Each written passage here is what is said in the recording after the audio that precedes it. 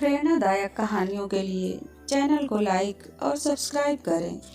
एक कौवा जंगल में रहा करता था। उसे कोई कष्ट नहीं था और वह अपने जीवन से पूरी तरह संतुष्ट था। एक दिन उड़ते हुए वह एक तालाब के किनारे पहुंचा। वहां उसने एक उजले सफ़ेद हंस को तैरते हुए देखा। उसे देखकर वह सोचने लगा, यह हंस कितना सौभाग्यशाली है जो इतना सफ़ेद और सुंदर है। इधर मुझे देखो, मैं कितना काला और बदसूरत हूँ।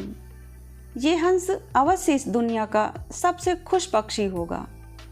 वह हंस के पास गया और अपने मन की बात उसे बताई।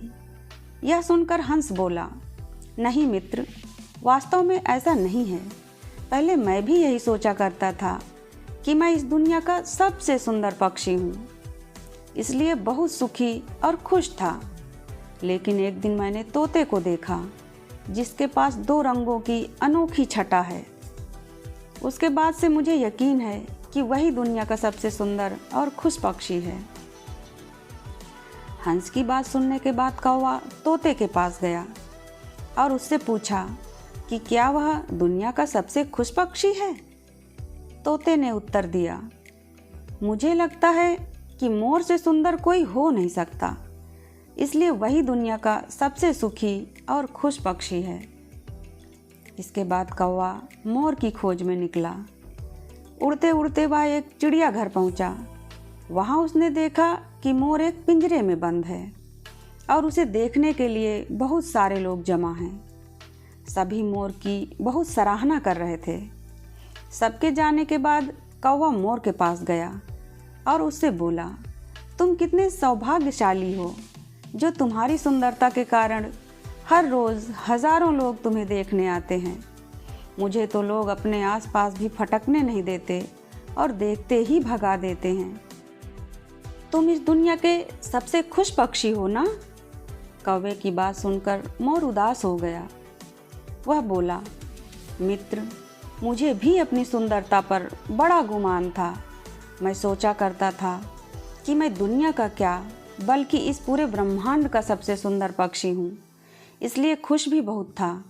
लेकिन मेरी यही सुंदरता मेरी शत्रु बन गई है और मैं इस चिड़ियाघर में बंद हूँ।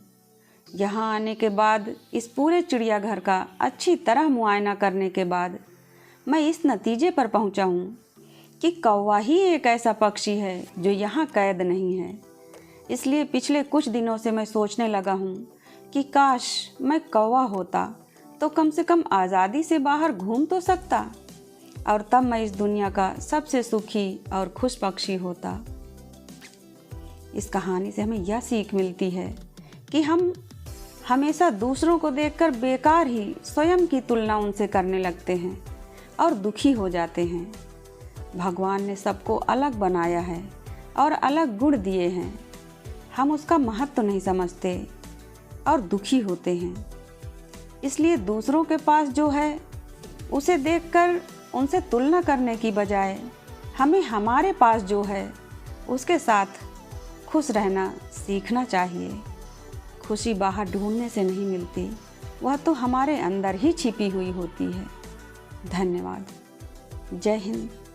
वंदे मातरम।